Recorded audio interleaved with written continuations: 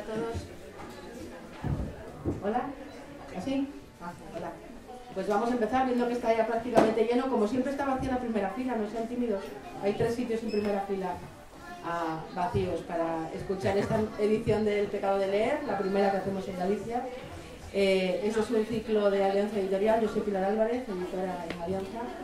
Y nada, muchas gracias por asistir y por esta tarde tan lluviosa venir a hablar de libros que nos dejan alucinados con Javier Pintor, que va a llevar la charla, Alba Carballal y Juan Tañón, que se los presentará Javier.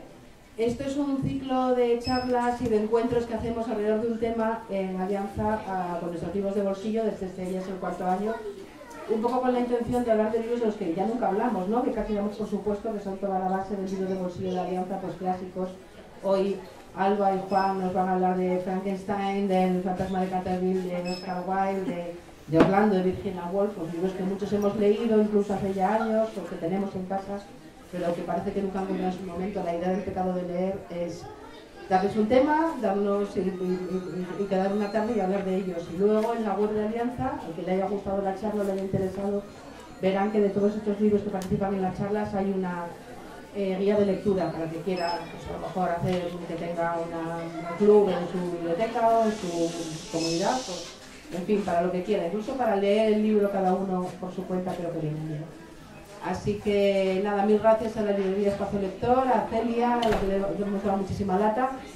Mi obligación como editora es decirles que además durante estas charlas con la compra de 2 libros de Alianza se regala una guía para lecturas. Esa pequeña libreta que tenemos ahí tiene los títulos de todos los libros que participan, por si quiere uno anotar sus lecturas, o la lista de la compra.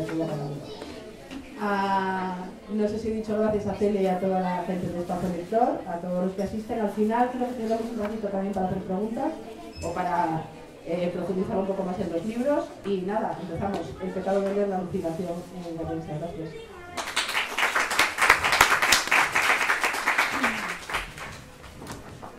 Hola, muy buenas tardes. Cuando me invitaron a participar en esta mesa, El Pecado de Leer, dije, qué buen título, que leer sea un pecado, ¿no? Porque todos debíamos de pecar mucho leyendo muchos libros.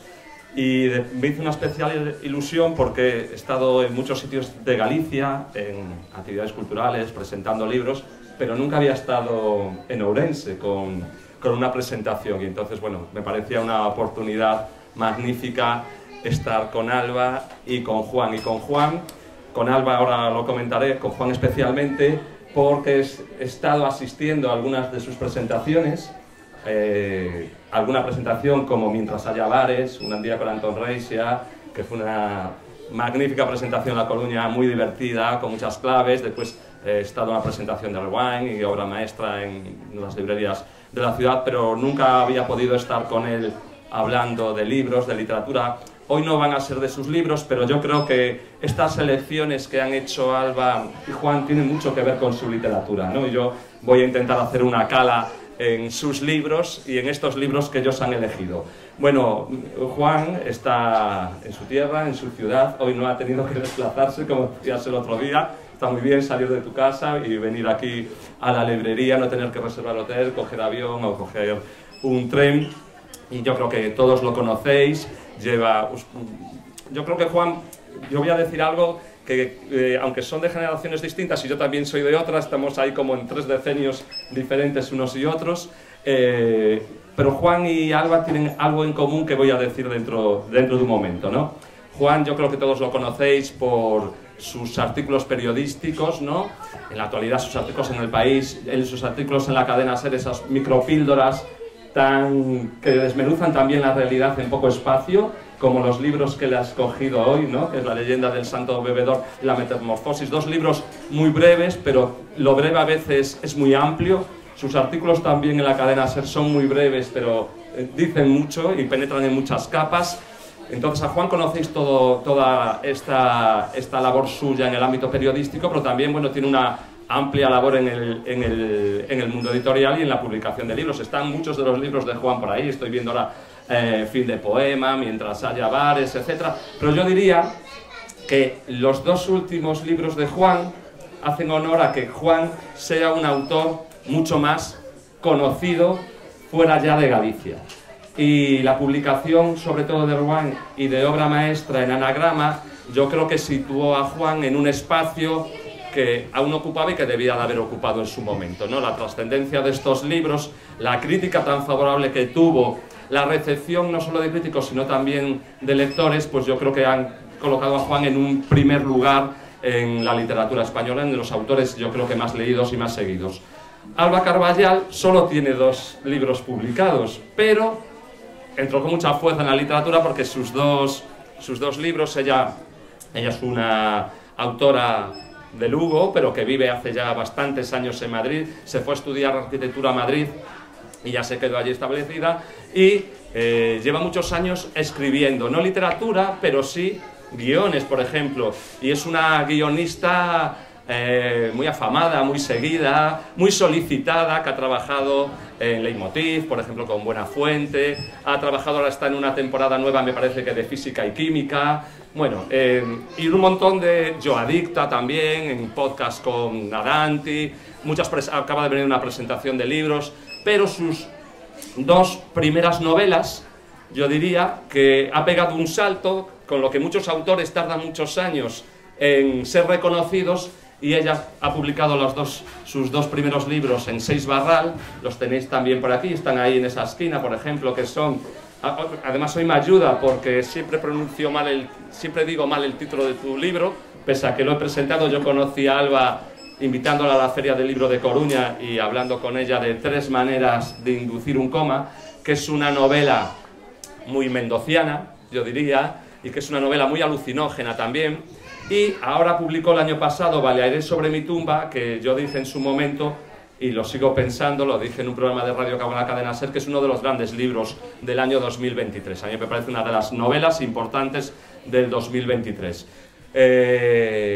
Decía antes porque los 2 últimos libros de Alba y de Juan, pues yo creo que son 2 libros muy relevantes en el panorama literario y que han recibido, como decía antes, muchas buenas críticas y que comparten en algún momento algunos rasgos en común.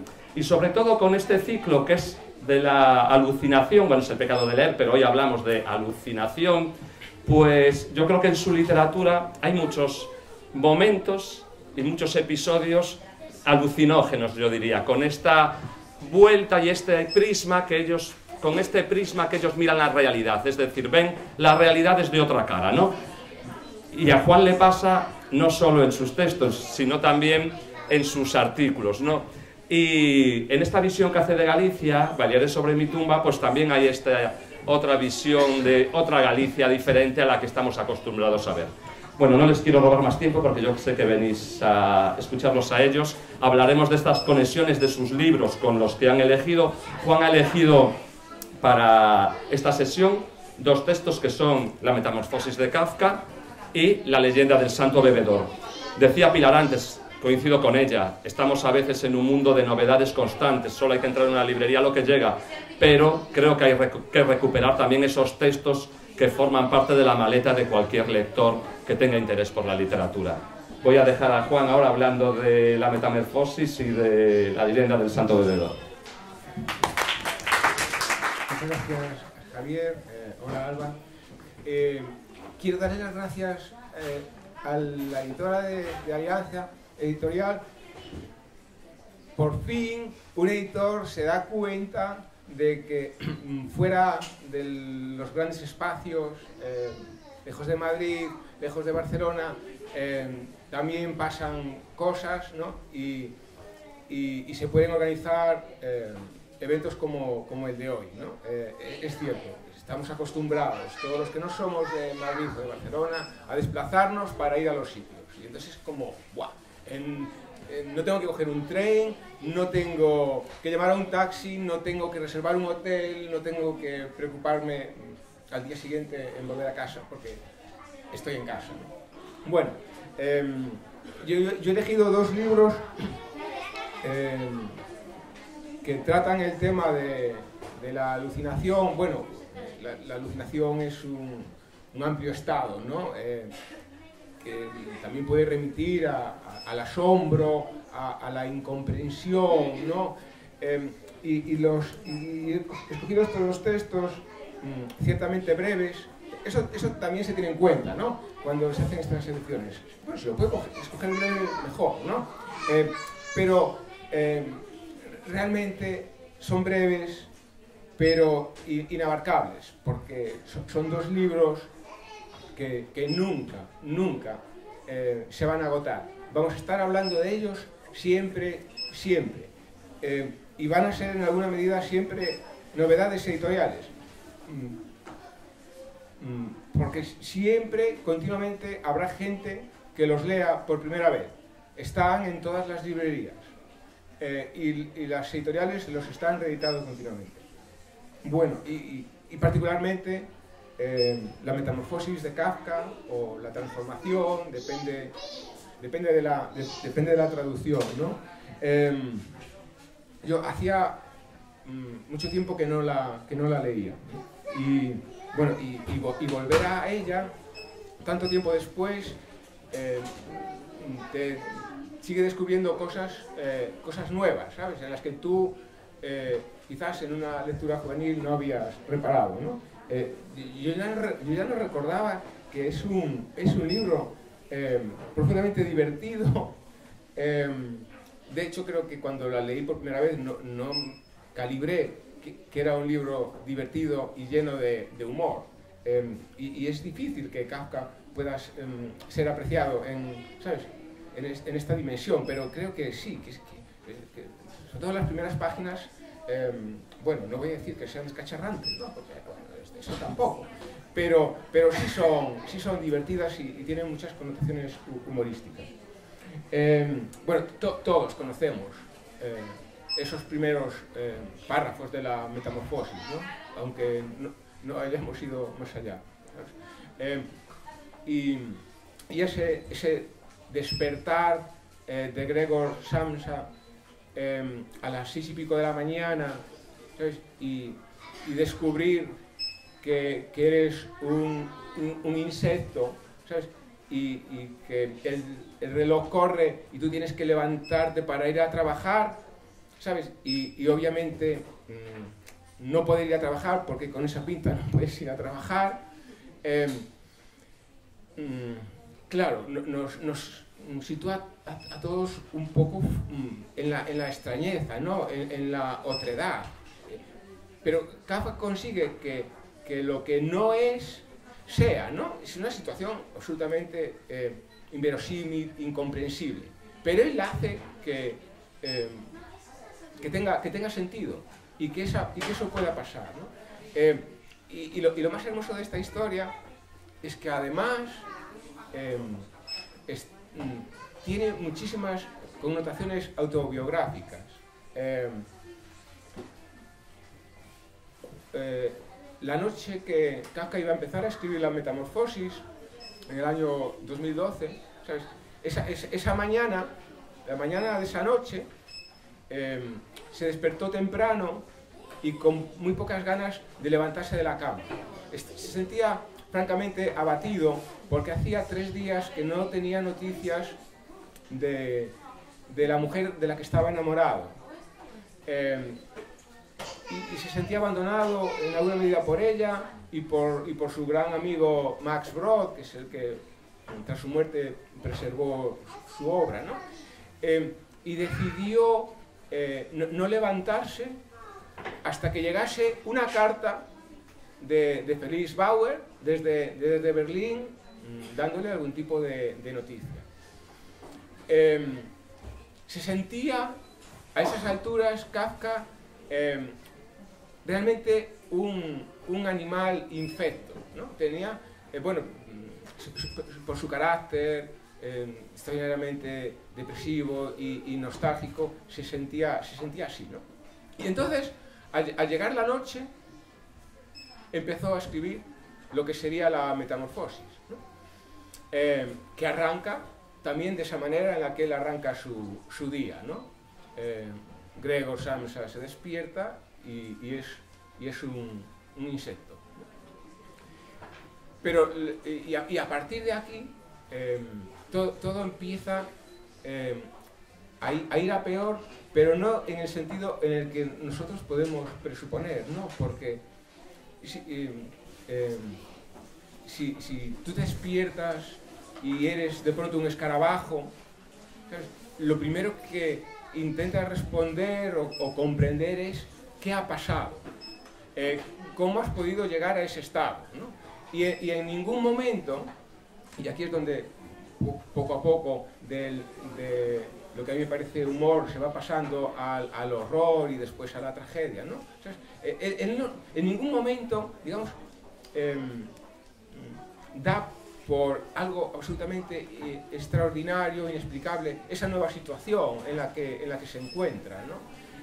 Simplemente se va adaptando, pero nunca se pregunta qué pasó, qué posibilidades tengo de volver a ser el que fui, ¿no? Y bueno, a partir de ahí siguen pasando cosas en el relato que remiten a elementos autobiográficos, como es la relación de Kafka con su familia, ¿sabes? La relación muy problemática y conflictiva con su padre, en un momento dado también con su hermana, que de tener una buena relación pasa a resultar problemática, ¿no? Y todo eso también se va adivinando en la novela o en el relato, ¿no? Como los padres de Gregor Samsa le dan la espalda a su hijo, que se acaba de convertir en un insecto,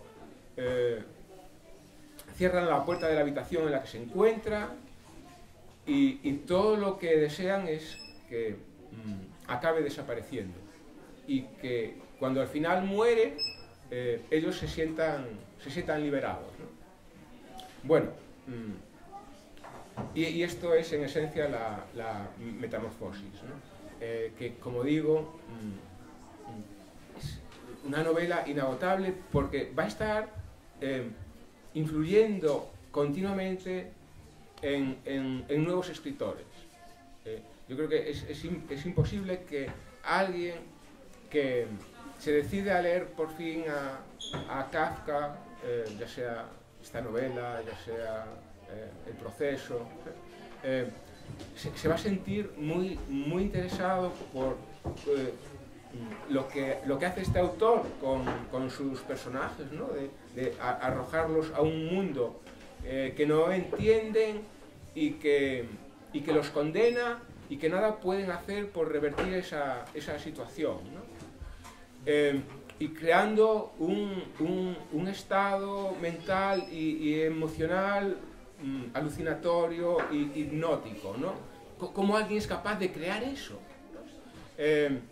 Y no dejar a los lectores del futuro indemnes. Yo creo que en algún momento todos aspiramos a recrear, si no una obra, sí, para esa obra, una situación que remita a Kafka, porque lo que él hace es hipnótico y como lector y como escritor nunca se olvida, ¿sabes? Es un autor que no pasa en balde, ¿sabes? Siempre te deja una pegada indeleble.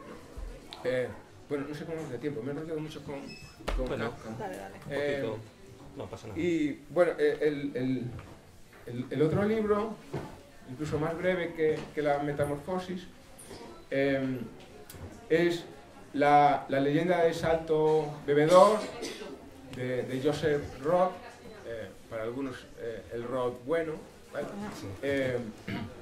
Es un debate complejo que no encuentra resolución. Bueno,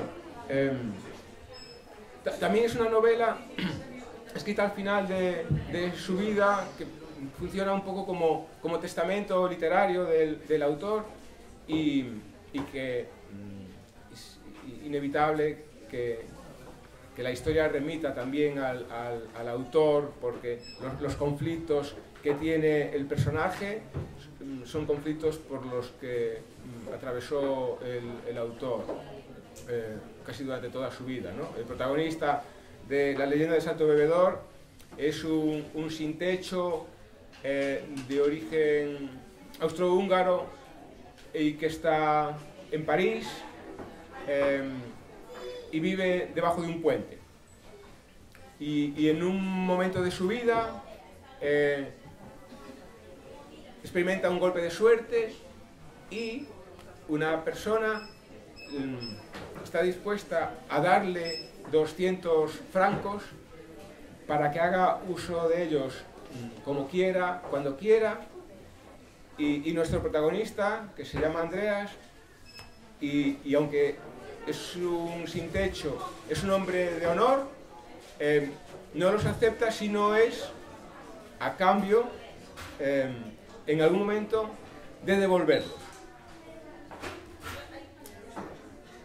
Y a partir de ahí, toda la historia de Andreas es la historia de una vida que oscila entre lo que su protagonista pretende, desearía hacer, y lo que al final consigue hacer, que suele estar muy lejos de las intenciones iniciales. Vale. La novela va alternando golpes de suerte que le hacen al protagonista disponer, como en un milagro, él los llama así, ¿sabes?, de cantidades importantes de dinero que acaba gastándose siempre en pequeños placeres como son la bebida, el absenta, de vez en cuando algún hotel, imitaciones con amigos, ¿sabes? Y entonces, cuando se dispone a devolver el dinero, siempre sucede algo en forma de golpe, de mala suerte, ¿sabes?, que impide que cumpla con su palabra, ¿no? Él ha de devolver el dinero no a la persona que inicialmente se lo prestó, sino que ha de entregarlo al sacristán de una iglesia de París donde se venera a Santa Teresa. Y entonces, como digo, siempre en el último momento Andreas se encuentra con alguien que acaba convenciéndolo para ir a beber, para ir a comer, para ir a pernoctar, y es un empezar de nuevo continuamente, a búsqueda del dinero. Más bien el dinero lo va buscando a él continuamente, pero él lo va perdiendo al mismo tiempo, ¿no? Con un final pues no contemplado. Y bueno, y esta es la historia, ¿no?, de Andreas. Es una historia sin ningún tipo de moraleja o moralina, y con la que yo creo que todos empatizamos por, en fin, lo que la vida consigue hacer con el protagonista, ¿no? Darle una de cal y una de arena sucesivamente. Yo creo que todos estamos, aunque sea en otra escala, aunque no seamos sin techo, en esa situación, en la de, bueno, combinar días malos con días buenos. Alba Carballal escogió otros dos textos. Son dos textos que podríamos verlos como dos parodias, probablemente, algo mucho más, ya lo sé, que son El fantasma de Canterville y otros cuentos, que es un texto además, esto es el de Oscar Wilde, que es muy leído ha sido muy leído en los colegios, sí, sí. Y después Orlando, de Virginia Woolf. Entonces va a contarnos por qué esta elección de estos dos textos. Hola, ¿qué tal? Bueno, buenas tardes a todos. Muchas gracias, Javier, y Juan, muchas gracias por tu lectura de estos dos libros. Bueno, no me voy a enrollar mucho, no voy a contar mucho tampoco el argumento, porque al final, yo qué sé. A ver, Oscar Wilde, El fantasma de Canterville. Voy a hablar solo del relato del fantasma de Canterville, porque como tenga que hablar de todos los relatos del libro, es imposible. es curioso porque hemos elegido 4 textos que tienen su, digamos, su punto, todos ellos humorístico en algún sentido, o su punto irónico, y probablemente El fantasma de Canterville sea el más pretendidamente humorístico de todos ellos, ¿no? Por lo menos yo lo veo así. Y yo elegí este texto, yo quise elegir 2 textos que en mí, cuya primera lectura en mí tuvieran 2 efectos distintos. El fantasma de Canterville, que además es un relato al que he vuelto repetidamente a lo largo de mi vida como lectora y luego como escritora. Lo tenía muy trillado y la relación además con la alucinación, que es el tema que nos trae hoy aquí, era como muy clara, ¿no? Y muy obvia. Había un fantasma y toda la historia. Y con Orlando me pasaba justo lo contrario. Era un texto que yo había leído de jovencita, a los 16, 17, yo creo que más bien 15, 16, porque además recuerdo que lo saqué de la biblioteca de mi colegio de Lugo, que es un colegio de curas, unos hermanos maristas, lo cual no sé si nos dice cosas buenas o malas, que no sé si es que ese libro había acabado ahí porque nadie sabía muy bien de qué iba, o porque antes éramos menos mojigatos que ahora, o por qué, pero el caso es que allí estaba en la biblioteca de los maristas de Lugo. Y no sé de qué estaba hablando. Que lo cogí en otro sentido porque es un libro al que yo no había vuelto nunca después de mi lectura de los 16. Efectivamente, al releerlo me di cuenta de que no me había enterado de absolutamente nada en mi primera lectura, porque el pozo que dejó en mí o lo que yo recordaba de él es muy distinto de lo que es en realidad, ¿no?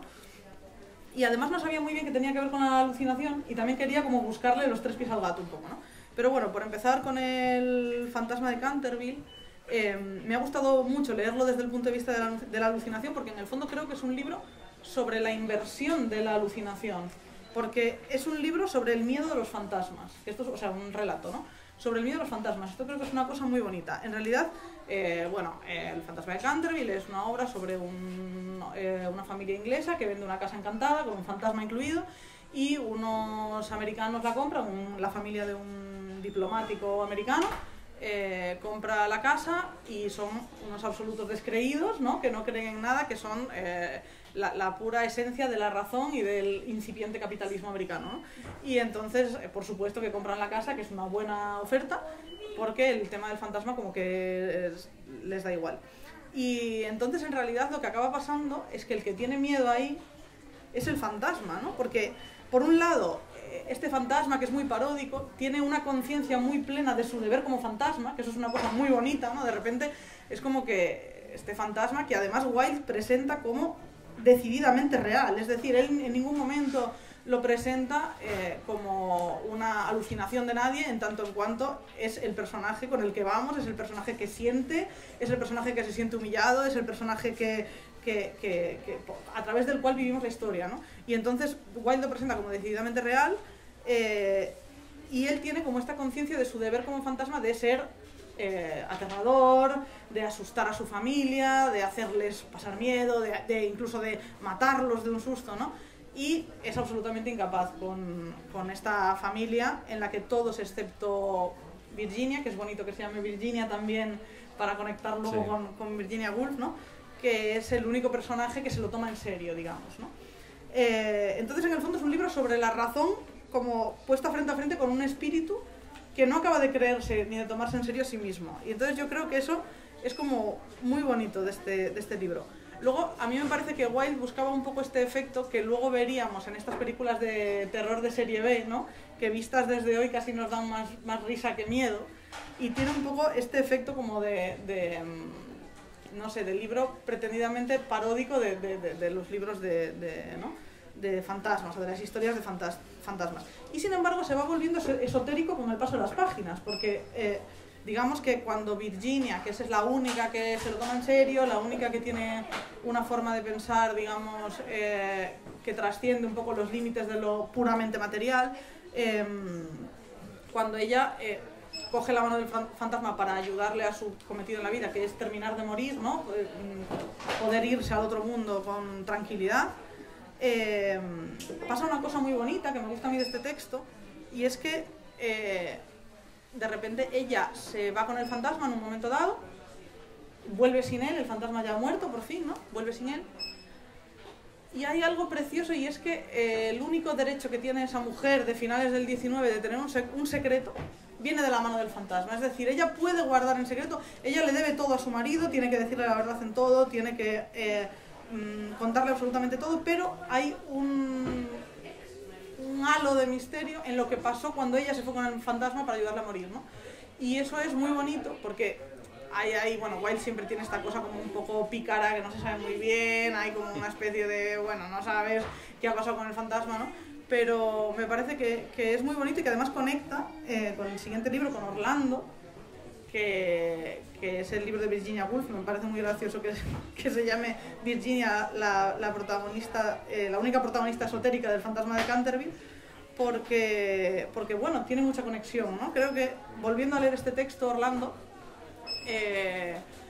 me he encontrado con un texto que no me esperaba para nada. Es una obra que puedo colocar perfectamente entre estas, no sé, 30 o 40 novelas que se publicaron entre los años 20 y 30 del siglo pasado, que cambiaron la historia de la literatura, pues que si El Gran Gatsby, que si Berlín Alexanderplatz, que si, bueno, todas estas cosas, Ulises, por supuesto, ¿no? Porque es decididamente un texto muy moderno. Creo que leído desde hoy se lee con unos ojos que, por supuesto, yo no tenía los 16 años, pero que incluso vistos desde hoy creo que son muy modernos, ¿no? Tengo aquí un poco más de notas, voy a... ¿Sí? Ah, perdón, su broma. Vale.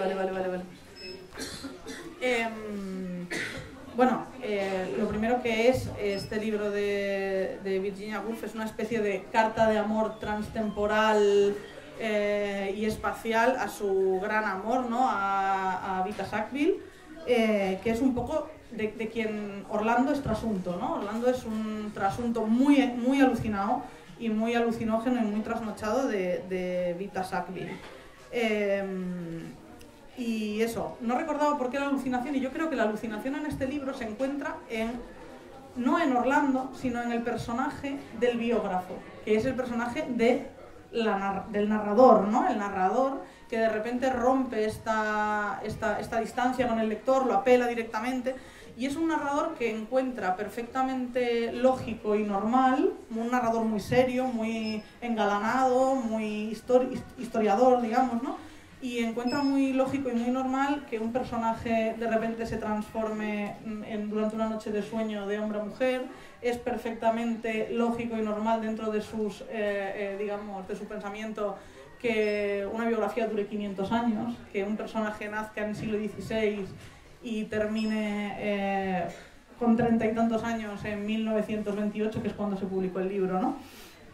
Y yo creo que esto tiene algo como muy bonito. Y luego hay una cosa que me ha encantado de este libro, que también es muy alucinógeno para mí, es el cambio de estilo que ella propone desde el comienzo del libro, que escribe con un tono decididamente isabelino, en imitación, por supuesto, de la literatura isabelina de la época, ¿no? Que se estilaba, y se va transformando. De repente el libro se convierte en una novela del siglo XVIII, de repente el libro se convierte en una novela victoriana, de repente incluso el ambiente se transforma en algo como romántico, denso, cargado, lluvioso, ¿no? Neblinoso, etc. Y termina siendo una novela de vanguardia, termina siendo una novela que podría haber firmado los últimos capítulos James Joyce sin ningún problema, ¿no? Y creo que eso tiene un montón de mérito. Y es una novela pretendidamente transgénero en todo, es transgénero por supuesto en lo sexual, en lo digamos en lo que respecta a la identidad, pero también en lo literario. Es una novela que aúna fragmentos que nos remiten al teatro, que nos remiten a la biografía, que nos remiten a novelas de estilos completamente distintos, y yo creo que en ese sentido es un libro realmente, a mí me ha sorprendido mucho, no me esperaba encontrarme esto. Y luego, para aquellos a los que les gusta escribir o a los que les gusta leer acerca del acto de escribir, ¿no? Creo que es un libro en el que se presta mucha atención a esto, ¿no? A la escritura. Y en concreto, creo que lo que más tiene de alucinógeno el libro, y por eso no es casual que el personaje más alucinado de todos sea el propio biógrafo, es entender la escritura, para mí, entiende la escritura como un acto completamente alucinado, ejecutado por gente completamente alucinada, ¿no? Y esto creo que trasciende como y que atraviesa todo el libro desde su comienzo hasta su final.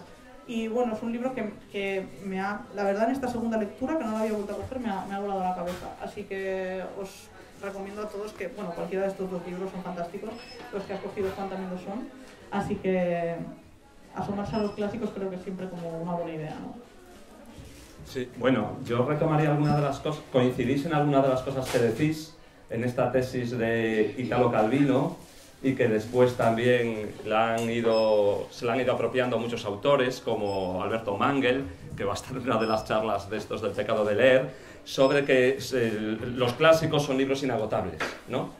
Y algo que dijisteis que es muy interesante es que una lectura, cuando yo creo que tú también lo dijiste, Juan, de tu primera lectura de la Metamorfosis a tu lectura actual de la Metamorfosis no tiene nada que ver, probablemente. Estás como leyendo dos libros diferentes, que es en lo que insistía un poco Alba. Entonces os quería preguntar por esto, ¿no? Como los libros se abren otros libros muchas veces, ¿no? Un libro es diferente cuando han pasado a lo mejor 20 años y la generación cuando lo leyó en su momento. Después yo creo que la subversión de la realidad que aparece en los 4 textos, ¿no?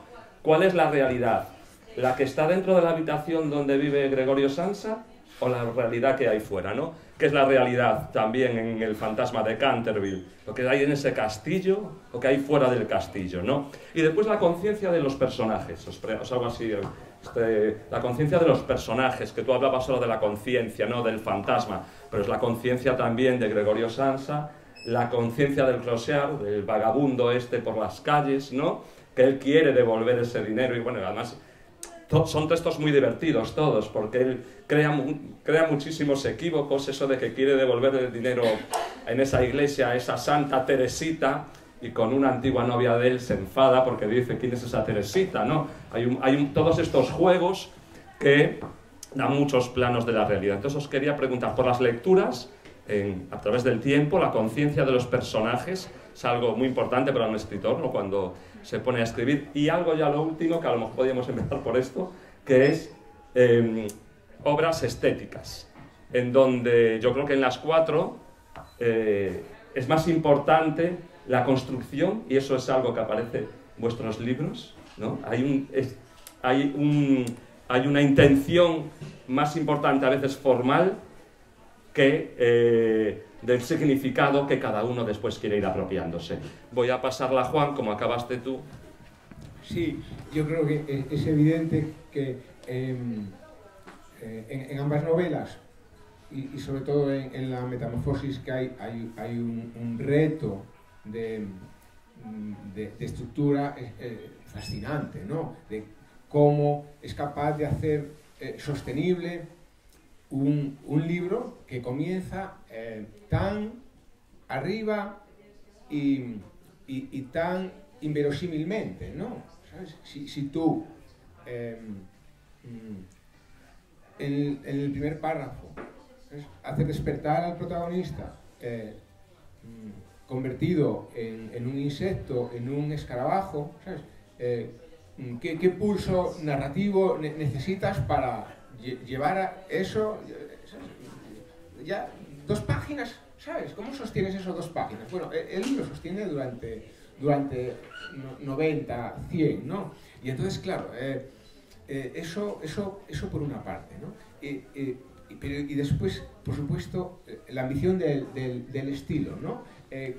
Cómo Kafka trabaja literariamente con el horror. Bueno, eso, claro, ya se había estado haciendo, ya lo había estado haciendo Poe, Hoffman, ¿sabes? Incluso autores de su generación. Pero es imposible, inconcebible, poner en el mismo grupo a todos esos e incluir en ellos a Kafka, ¿no? Porque, claro, como él trabaja el horror, manteniendo siempre una distancia insuperable, ¿sabes? Entre el lenguaje y lo que está contando, ¿sabes? Siempre lo hace a mucha distancia, ¿no? Sí, eso es el horror, pero lo está contando de una forma tan simple, ¿sabes? Que, bueno, le está quitando en realidad al horror eso que tiene no sé, y lo está volviendo poco a poco en tragedia, que es algo diferente, ¿no? Y entonces, cómo él lo hace, ¿sabes? Es, digamos, es la marca, ¿no? de Kafka. Él crea un estilo. Es uno de esos 3 o 4 autores que lo cambian todo en esos primeros 20 años del siglo XX, ¿no? ¿Por dónde iba el resto de preguntas? Es que solté muchas, entonces. Sí, soltaste mucho. Sí, te preguntaba las lecturas a través del tiempo que hablábamos, claro. por ejemplo. Bueno, sí, yo creo que en general los libros cambian. Bueno, los grandes libros cambian, no se dejan ser siempre los mismos. Por supuesto, nosotros cuando volvemos en distintas épocas a ellos, tampoco somos los mismos. Entonces, es normal que un lector de 16 años, de 17 años, que lee La Metamorfosis, ¿sabes? No acabe de comprender o de poner en un valor histórico lo que significa esa novela, pero a lo mejor cuando vuelva a ella con 35 sí es capaz de calibrar quién era Kafka, ¿sabes? ¿Qué consiguió con sus novelas? ¿Sabes? ¿Dónde se encuentra el valor de sus novelas? Y en esa lectura descubres cosas diferentes, ¿no? Yo creo que eso es algo que pasa con los clásicos. Lo comentaba en mi primera intervención, que tienen tantas capas, ¿sabes?, de lectura, no siempre perceptibles en una sola lectura, ¿sabes?, que hace de ellos libros constantemente nuevos, ¿no? Porque parece que encontremos en cada momento de nuestra vida, si volvemos sobre ellos, algo diferente, ¿no? Y claro, cuando eso pasa con un libro, significa que el libro es una obra maestra y formará parte de muchísimas generaciones de lectores y serán libros que seguramente fabriquen escritores, ¿no? Porque invitan a la imitación, ¿no? Yo creo que, en fin, cada uno de nosotros tiene a lo largo de su vida a una serie de autores a los que ha querido acercarse de alguna manera, ¿no? Claro, no hay manera de acercarse a ellos. Hay que conformarse con tomar de ellos todo lo que puedas, llenarte los bolsillos y ya veremos cómo se metaboliza eso a lo largo del tiempo en tu vida literaria, ¿no? Y además cómo se combinan unos grandes libros con otros, ¿no? Yo creo que eso es lo que hace al final a los escritores, a los grandes escritores distintos e inimitables unos de otros, ¿no? Cómo sus lecturas se han ido mezclando de una manera única, ¿sabes? Todos podemos leer un cierto número de libros, pero ninguno de nosotros va a coincidir en el orden de esos libros. Y entonces, como se vayan barajando esas lecturas, pues nos va a ir convirtiendo en los autores que somos, ¿no? Y esos autores que forman parte de la mezcla, bueno, los clásicos ahí juegan un papel fundamental, porque, ¿sabes?, son los que dejan pegada, los que, bueno, tú quizás no eres consciente de cómo te pudo haber influido, no sé, García Márquez, Virginia Woolf, Natalia Ginzburg, ¿sabes? No eres capaz de calibrar cómo te influyen. porque es imposible saber cómo te influye. Es posible adivinar que te influye, pero no el cómo, ¿no? Y bueno, y en esas estamos, ¿no? Tratando de hacer algo diferente a cada momento y al hacerlo, pues pagando la deuda que tenemos, la deuda secreta que tenemos contraída con las lecturas que hemos hecho, ¿no? Bueno, yo poco tengo que añadir a esto que ha dicho Juan.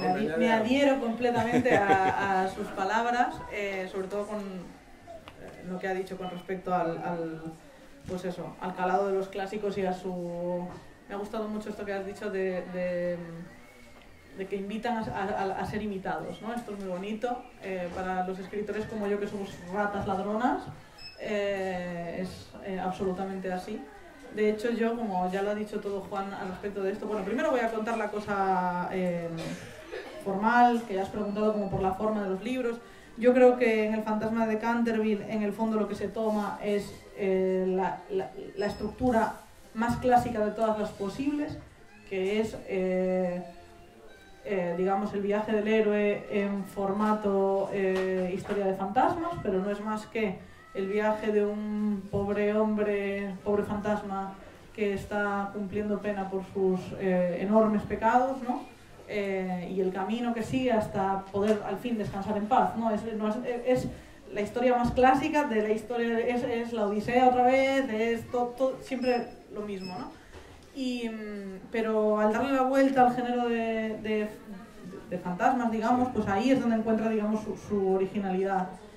Y con respecto a Virginia Woolf, el libro de Virginia Woolf, Orlando, es un reto estilístico mayúsculo, porque pasa por no solo por distintos géneros literarios, por distintas formas, sino también por distintas épocas en la forma de escribir, y eso es dificilísimo de hacer. Y ella lo consigue a través de este personaje del narrador o del biógrafo que digamos que lo unifica todo de alguna manera, ¿no? Y que es capaz de picotear de allí y de allá y que consigue hacer verosímil una alucinación completa, que es que un ser humano viva 500 años y sea Forrest Gump en todas las etapas de la historia, ¿no? Y con respecto a esto que decía Juan, que es lo único que voy a añadir a eso, del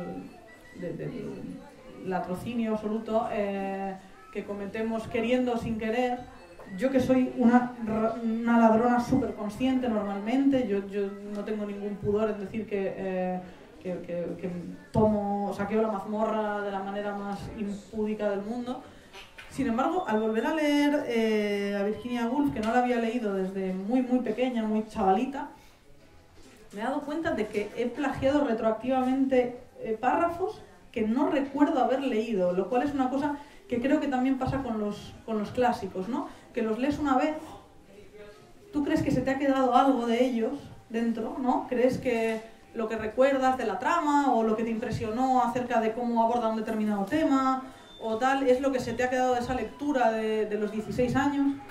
De repente escribes una novela a los 28 y cuando vuelves a leer el libro a los 30, 31 te das cuenta de que lo que se te había quedado dentro era otra cosa completamente distinta. Y en mi caso era un recurso formal, ¿no? Esta apelación directa al lector, esta salida de tono súper irónica del narrador, ¿no? Y yo ese recurso no recordaba haberlo encontrado aquí. Y no está en tantas obras de la forma en la que lo hace ella, ¿no? Y me ha parecido muy curioso leerlo desde ahí, porque bueno, esto es una intimidad, pero iba leyendo el libro, subrayando fragmentos y mandándoselos a un amigo escritor también, fotos con el móvil, y me decía, alucino, esto de verdad no lo has tenido encima de la mesa y tal, y yo que no. Y eso es la magia que tienen los clásicos, ¿no? Que no sabes muy bien lo que te dejan dentro, no siempre sabes algunas cosas, pero hay otras muchas que ni siquiera tú eres capaz de darte cuenta del alcance que tienen cuando los lees, ¿no? Y sobre todo para los que escribimos, creo. Y eso, bueno, lo ha dicho muy bien Juan, la verdad, me parece impecable, no tengo más que añadir al respecto. Y si me permites añadir algo más a mí, y después está la otra versión de la influencia. Es como un libro o un autor clásico que no has leído te influye igual. Eso es fuerte. Es decir, no importa que tú no hayas leído ese libro. Es posible que ese libro tenga una pegada en tu novela, en lo que sea que escribas. Y tiene sentido, aunque de entrada parezca como un poco absurdo, ¿no? Que algo que no has leído ha podido influir en tu literatura, pero realmente es así. Cuando el libro es muy poderoso, ¿sabes? Y está constantemente dejando pues, esa marca de agua, ¿sabes? Sin que nunca se detenga, bueno, pues y te influye. ¿Cómo? Bueno, porque ese libro poderosísimo ha influido en otro libro, que ha influido en otro libro, que te ha influido a ti. Y entonces es como tú estás creando de pronto a tu precursor, ¿sabes? Sí, sí. Y también ha influido en la cultura popular y claro, en lo que entendemos, claro, en la manera en la que entendemos las cosas. Claro, exacto. Sí. Bueno, yo creo que es momento de si queréis hacerle alguna pregunta a Alba o a Juan, que nos dijeron que abriésemos así un turno de preguntas. Al final acabaremos que van a leer ellos un fragmento que han escogido de uno de los libros, pero si tenéis alguna pregunta que hacerles, ellos estarán encantados de este libro o de lo que queráis, ¿eh? Pero bueno, estos libros están en el imaginario de muchos de vosotros, me imagino. Bueno, non podo falar moito, pero gustaríame preguntarlle a Xoán que opina sobre en Kafka, sobre na metamorfose, o tema de empatía, non? Que hai moita xente que si se sente identificado coa personaxe e hai outra xente que a repudia totalmente. Que opinas tú de isto? Non sei se ti tiveches un punto de vista respecto a isto. Bueno, eu creo que os lectores de La Metamorfosis están en todo o mundo a empatizar con un personaxe que é un insecto, porque esa transformación en realidade funciona como unha metáfora de como nun momento dado un se pode sentir por moitísimas razóns. No caso de Kafka e de Gregor Samsa, por unha cuestión de autoestima moi baixa, no? Por unha cuestión dun conflito moi enquistado cos pais, sabes? Con humillacións constantes. Entonces, todos en algún momento sentimos que non encaixamos, sabes? Que estamos fora de lugar. Gregor Samsa está fora de lugar. E entonces é posible empatizar con, eu creo que casi é inevitable empatizar con alguén así, ¿no? Que, bueno, trata de xestionar unha situación na que nós nunca nos imos ver implicados, bueno, según o principio deductivo, ¿no? As cousas nunca pasaron así, é difícil que pasen desa maneira, ¿no? Pero eu creo que sí, que é un personaxe universal, en unha medida por eso, porque representa a outra edad, non? Entonces, sí, é moi posible empatizar con Kafka e é moi común sentirse así, sentirse pequeno, insignificante, como se sinte él. É un insecto inmundo, se sinte así. É máis, non se sinte así, é un insecto inmundo. Además, algunos de estos libros también relatan muy bien las relaciones paternofiliales, ¿no?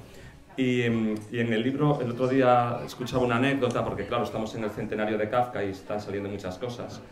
Yo presentaba un libro que han escrito ahora sobre una mujer que durante 4 años fue muy amiga de Kafka Y bueno, que él le legó las cartas al final, que es Milena, tiene un apellido que no voy a pronunciar porque es muy complicado. Y contaba una anécdota de Kafka. Los dos libros de Juan tienen muchísimas referencias autobiográficas, es verdad. Que esta mujer, cuando ella estaba en Viena y Kafka estaba en Praga y tenían una relación amorosa, y ella le dijo que la viniese a visitar, que necesitaba verlo. Él estaba al parecer como muy enamorado de ella, pero le dijo que le estaba pidiendo ir a visitarla un lunes y que él el lunes trabajaba. Y entonces que no se le ocurría qué disculpa le podía poner a su jefe para no ir al trabajo, ¿no? Y ella le escribía y le decía, pues estás enfermo, que tú estás enfermo además frecuentemente, y que Kafka le decía que eso era mentira y que no podía contar esa mentira y que tenía que ir a trabajar al día siguiente. Y daba un poco el carácter de Kafka, de esta persona con esa vida tan torturada que tuvo, ¿no? Aunque ahora sí que es verdad que yo creo que ahora esta lectura actual, bueno, ya desde hace muchos años, ven muchos elementos humorísticos hasta en su vida, ¿no? Y hasta en su literatura, pero hay una parte en su literatura que yo coincido con Juan, que es muy trágica, en muchos de los libros. Es muy trágica. No sé si tenéis alguna pregunta más. ¿Alguien quiere hacer alguna pregunta más a Alba o a Juan? Si no tenéis ninguna pregunta, ellos van a leer un fragmento que han escogido de uno de estos libros. ¿Empiezas tú? Porque ahora hablo Juan. Digo, pero así vamos cambiando. Vale. ¿Te aguanta a lo mejor? No. Pues bueno, yo para terminar esta charla voy a leer un fragmento de Orlando, de Virginia Woolf, que pertenece casi al final del libro, ¿no? A su etapa ya vinculada al siglo XX, digamos, ¿no? Y en el que creo que explica muy bien un poco el gran tema del libro, que es el de la interpretación del paso del tiempo. No tanto el paso del tiempo, sino cómo esto se puede interpretar de distintas maneras. Y me parece un fragmento precioso, y dice así: perdón por mi forma de leer en voz alta, no es lo que mejor se me da, pero bueno, haré lo que pueda. Que Orlando se había alejado un poco demasiado del momento presente será, quizá, lo que juzgue el lector que ahora la vea disponerse a subir al automóvil con los ojos arrasados en lágrimas y visiones de montañas persas. Y efectivamente, no se puede negar que los que practican con mayor éxito el arte de la vida, gente muchas veces desconocida, dicho sea de paso, se las ingenian de algún modo para sincronizar los 60 o 70 tiempos diferentes que laten simultáneamente en cada organismo humano normal, de suerte que al dar las 11, todos resuenan al unísono, y el presente ni es una ruptura violenta, ni se olvida por completo en el pasado. De esas personas es lícito decir que viven exactamente los 68 o 72 años que les atribuye la lápida. Del resto, algunas nos consta que están muertas, aunque caminen entre nosotros. Otras todavía no han nacido, aunque cumplan las formalidades de la vida. Otras tienen cientos de años, aunque afirmen tener 36. La duración real de una vida, por mucho que diga el Diccionario Biográfico Nacional, siempre es discutible, porque es difícil echar esta cuenta del tiempo. Nada la desbarata con mayor facilidad que el contacto con cualquiera de las artes, y pudo ser su amor a la poesía lo que tuvo la culpa de que Orlando perdiera la lista de la compra e iniciara el regreso a casa sin las sardinas, las sales de baño ni las botas. Ya con la mano puesta en la puerta de su automóvil, el presente le volvió a dar un coscorrón. Bueno, yo he elegido la primera página y media de la Metamorfosis, universalmente conocida, pero como es inagotable, creo que podemos estar leyéndola continuamente y no cansándonos nunca de ella. Y es muy útil para poner en sentido lo que yo decía antes de cómo Gregor Samsa no se rebela contra la situación a la que es abocado, no se pregunta por qué ha acabado convertido en un insecto, ni qué hacer para dejar de ser un insecto y volver a su aspecto humano. Al despertar, Gregorio Samsa una mañana, tras un sueño intranquilo, se encontró en su cama convertido en un monstruoso insecto. se hallaba echado sobre el duro caparazón de su espalda y, al alzar un poco la cabeza, vio la figura convexa de su vientre oscuro, surcado por curvadas callosidades, cuya prominencia apenas si podía aguantar la colcha, que estaba visiblemente a punto de escurrirse hasta el suelo.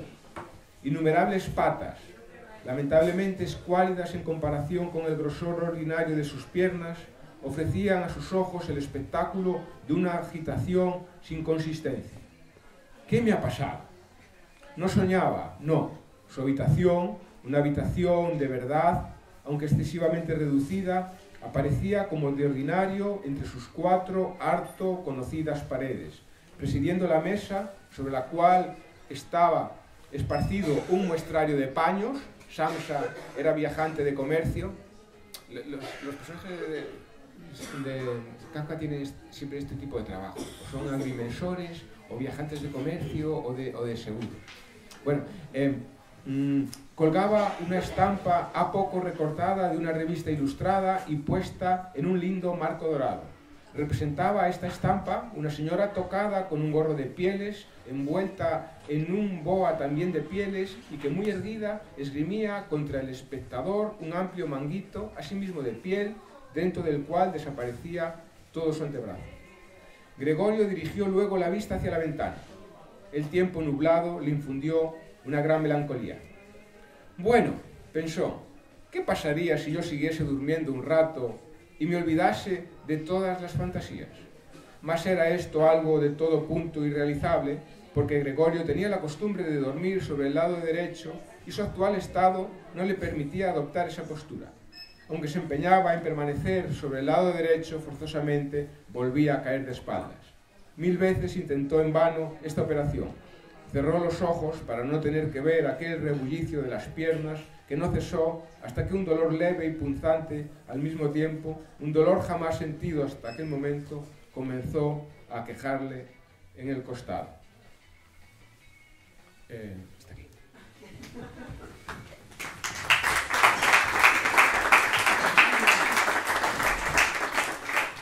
Bueno, pues muchas gracias a todos ustedes por asistir.